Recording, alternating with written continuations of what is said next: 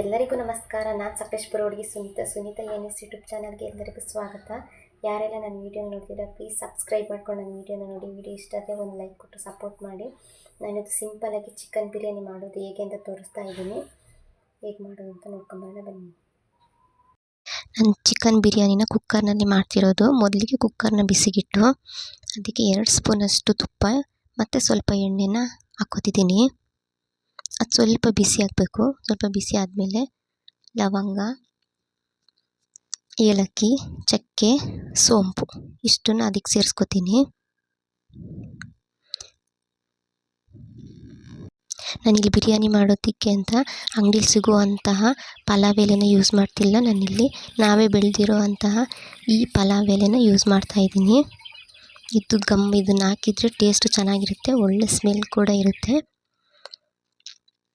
ಒಂದು ಮೂರು ಪೀಸ್ನ ತಗೊಂಡು ಹಾಕೋತಿದ್ದೀನಿ. ಇವಾಗ 4 ಮೀಡಿಯಮ್ ಸೈಜ್ ಈರುಳ್ಳಿ ಕಟ್ ಮಾಡಿ ಇಟ್ಕೊಂಡಿದ್ದೆ, ಅದನ್ನು ಸೇರಿಸ್ಕೊಂಡು ಚೆನ್ನಾಗಿ ಫ್ರೈ ಮಾಡ್ಕೋಬೇಕು.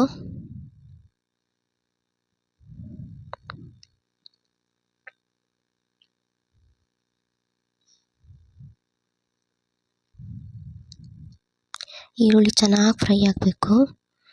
ಈರುಳ್ಳಿ ಚೆನ್ನಾಗಿ ಫ್ರೈ ಆದಮೇಲೆ 1 ಹಿಡಿಯಷ್ಟು ಕೊತ್ತಂಬರಿ ಸೊಪ್ಪು, 1 ಹಿಡಿಯಷ್ಟು ಪುದೀನ ಸೊಪ್ಪು, ಇದ್ರ ಹಸಿ ವಾಸನೆ ಹೋಗೋ ತನಕ ನಾನು ಫ್ರೈ ಮಾಡ್ಕೊತೀನಿ.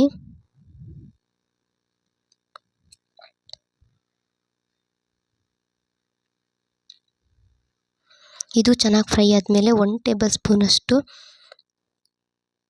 ಶುಂಠಿ ಬೆಳ್ಳುಳ್ಳಿ ಪೇಸ್ಟ್ನ ಸೇರಿಸ್ಕೊತಿದ್ದೀನಿ. ಇದನ್ನು ಸ್ವಲ್ಪ ಫ್ರೈ ಮಾಡಿಕೊಂಡು ಮೀಡಿಯಮ್ ಸೈಜ್ 2 ಚಿಕ್ಕದಾಗಿ ಕಟ್ ಮಾಡಿಟ್ಕೊಂಡಂಥ ಟೊಮೊಟೊನ ಸೇರಿಸ್ಕೊತಿದ್ದೀನಿ. ಇದು ಚೆನ್ನಾಗಿ ಫ್ರೈ ಆಗಬೇಕು.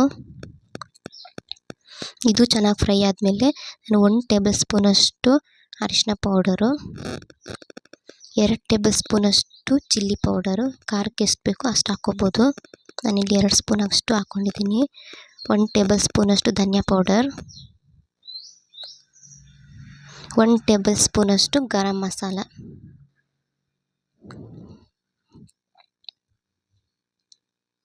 ಇಷ್ಟನ್ನು ಹಾಕ್ಕೊಂಡು ಇನ್ನೊಂದ್ಸರಿ ಚೆನ್ನಾಗಿ ಫ್ರೈ ಮಾಡ್ಕೊತೀನಿ.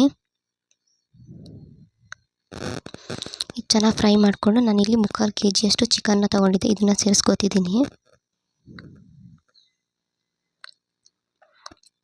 ಇದನ್ನು ಸೇರಿಸ್ಕೊಂಡು ಒಂದು ಮಿಕ್ಸ್ ಕೊಟ್ಟು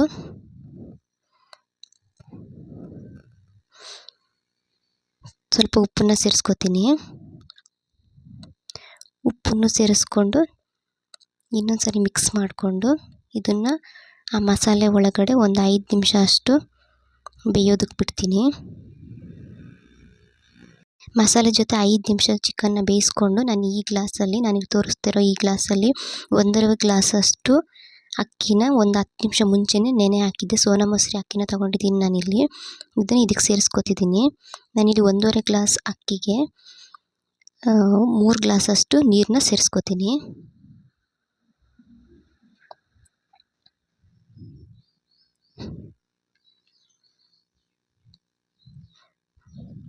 ಸೇರಿಸ್ಕೊಂಡು ಚೆನ್ನಾಗಿ ಮಿಕ್ಸ್ ಮಾಡಿಕೊಂಡು ಈ ಟೈಮಲ್ಲಿ ರುಚಿಗೆ ಬೇಕಾದಷ್ಟು ಉಪ್ಪನ್ನು ಸೇರಿಸ್ಕೋಬೋದು. ನಾನಿಲ್ಲಿ ಅರ್ಧ ನಿಂಬೆ ಹೋಳಿನ ರಸವನ್ನು ಸೇರಿಸ್ಕೊತಿದ್ದೀನಿ.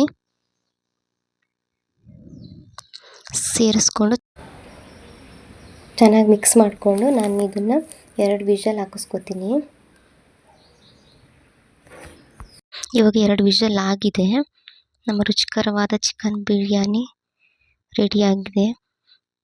ಪ್ಲೀಸ್ ಎಲ್ಲರೂ ಒಂದ್ಸರಿ ಟ್ರೈ ಮಾಡಿ. ವಿಡಿಯೋ ಇಷ್ಟ ಆದರೆ ಒಂದು ಲೈಕ್ ಕೊಟ್ಟು, ಯಾರ್ಯಾರು ನನ್ನ ವೀಡಿಯೋನ ನೋಡ್ತಿದ್ದೀರಾ, ಯಾರ್ಯಾರು ಸಬ್ಸ್ಕ್ರೈಬ್ ಮಾಡ್ಕೊಂಡಿಲ್ಲ ಪ್ಲೀಸ್ ಸಬ್ಸ್ಕ್ರೈಬ್ ಮಾಡ್ಕೊಂಡು ನನಗೆ ಸಪೋರ್ಟ್ ಮಾಡಿ.